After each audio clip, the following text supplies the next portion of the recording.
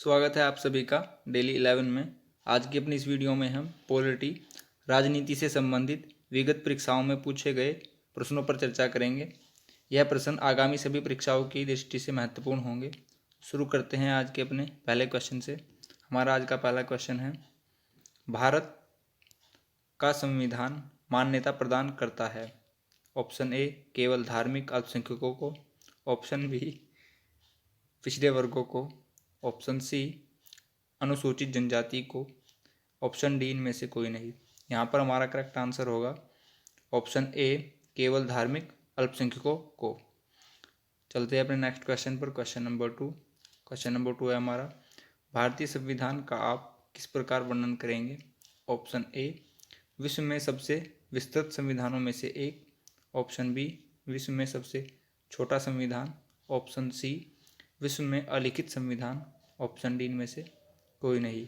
यहाँ पर हमारा करेक्ट आंसर होगा ऑप्शन ए विच इज विश्व में सबसे विस्तृत संविधानों में से एक यह एक लिखित संविधान है। चलते हैं अपने क्वेश्चन नंबर थर्ड की ओर। क्वेश्चन नंबर थर्ड हमारा यहाँ पर, भारतीय संघवाद को किसने सहकारी संघवाद कहा था? अति महत्वपूर्ण प्रश्नों में से एक है। ऑप्शन ए हमारे पास Gandhi ji, option B Jawaharlal Nehru, option C B R Ambedkar, option D G Austin. यहाँ पर हमारा करेक्ट आंसर होगा ऑप्शन डी जी ऑस्टिन। मैं फिर से दोहराता हूँ, ये इंपॉर्टेंट क्वेश्चनों में से एक है, इसे याद रखिएगा। भारतीय संघवाद को सहकारी संघवाद जी ऑस्टिन जी ने कहा था। Option D is correct answer यहाँ पर। क्वेश्चन नंबर फोर की ओर। क्वेश्चन नंबर फोर है हमारा, अध्यक्षात्मक शासन का उदय सर्वप्रथम किस देश में हुआ था? Option A Japan, option B चीन, ऑप्शन सी संयुक्त राज्य अमेरिका, ऑप्शन डी भारत। यहाँ पर हमारा सही आंसर होगा ऑप्शन सी विच इज संयुक्त राज्य अमेरिका। इसी में सर्वप्रथम अध्यक्षात्मक शासन का उदय हुआ था। यहाँ पर आपसे मैं एक क्वेश्चन पूछता हूँ, जापान की राजधानी टोक्यो किस द्वीप पर स्थित है? सोचिए, इसका आंसर होगा होन्शु। होन्शु द्वीप पर जापान की राजधानी टोक्यो स्थित है। इस प्रकार के प्रश्न हम रोज डिस्कस करते रहते हैं। चलते हैं अपने आज के क्वेश्चन नंबर 5 की ओर। क्वेश्चन नंबर 5 है, भारत में वैध प्रभुसत्ता किस में निहित है? ऑप्शन ए प्रधानमंत्री, ऑप्शन बी राष्ट्रपति, ऑप्शन सी संविधान में, ऑप्शन डी इनमें से कोई नहीं। यहाँ पर हमारा करेक्ट आंसर होगा ऑप्शन सी विच इज संविधान। कॉन्स्टिट्यूशन में ही भारत में वैध प्रभुसत्ता निहित है, भारत के संविधान में ही। चलते हैं अपने क्वेश्चन नंबर 6 की ओर। क्वेश्चन नंबर 6 हमारा, भारतीय संविधान में कितनी सूचियां हैं? यहाँ पर आपको बताना है भारत के संविधान में कितनी सूचियां हैं। Option A 4, option B 6, option C 3, option D 10। यहाँ पर हमारा करेक्ट आंसर होगा ऑप्शन सी 3। भारत के संविधान में 3 सूचियां हैं। वह कौन कौन सी हैं? प्रथम संघ सूची, द्वितीय राज्य सूची, तृतीय समवर्ती सूची।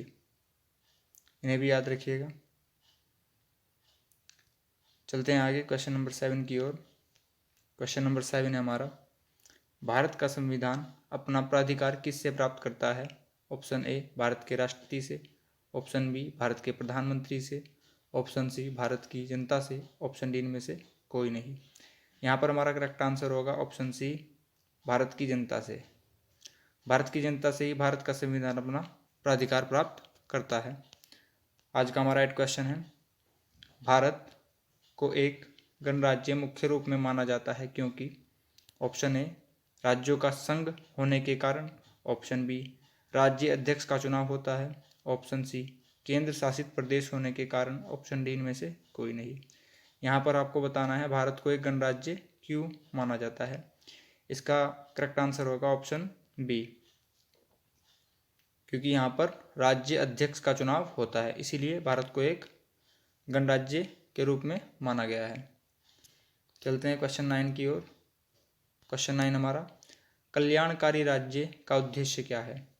ऑप्शन ए अन्य पिछड़े वर्गों का उद्धार, ऑप्शन बी कमजोर वर्गों के कल्याण का प्रबंध करना, ऑप्शन सी ए और बी दोनों, ऑप्शन डी इनमें से कोई नहीं।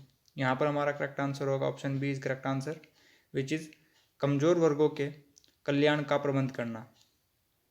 कल्याणकारी राज्य का अर्थ है कमजोर वर्गों के कल्याण का प्रबंध करना। क्वेश्चन नंबर 10 की ओर। क्वेश्चन नंबर 10 है हमारा, संविधान सभा के सदस्यों को किसने प्रत्यक्ष रूप से निर्वाचित किया था? आपको बताना है जो संविधान सभा बनी थी उसके सदस्य कहाँ से निर्वाचित हुए थे। ऑप्शन ए प्रांतों की विधान परिषद से, ऑप्शन बी प्रांतों की विधान सभा से, ऑप्शन सी ए और बी दोनों, ऑप्शन डी इनमें से कोई नहीं। यहाँ पर आपका करेक्ट आंसर होगा ऑप्शन बी प्रांतों की विधानसभा से संविधान सभा के सदस्य प्रत्यक्ष रूप से निर्वाचित हुए थे। इस पर एक सदस्य 10 लाख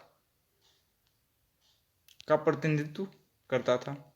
चलते हैं आगे। आज का क्वेश्चन नंबर 11 जो कि हमारा लास्ट क्वेश्चन होगा, जैसा कि चैनल का नाम है डेली 11। सन 1936 में भारतीय राष्ट्रीय कांग्रेस द्वारा संविधान सभा के गठन की मांग कहाँ पर हुए अधिवेशन में रखी गई थी? Option A Allahabad, option B Kanpur, option C Faizpur, option D Lucknow. यहाँ पर करेक्ट आंसर होगा option C which is Faizpur. Faizpur में ही सन 1936 में भारतीय राष्ट्रीय कांग्रेस द्वारा संविधान सभा के गठन की मांग रखी गई थी। क्वेश्चन ऐसे भी हो सकता है कि भारतीय राष्ट्रीय कांग्रेस द्वारा संविधान सभा के गठन की मांग फैजपुर के अधिवेशन में रखी गई थी, आपको सन बताना होगा।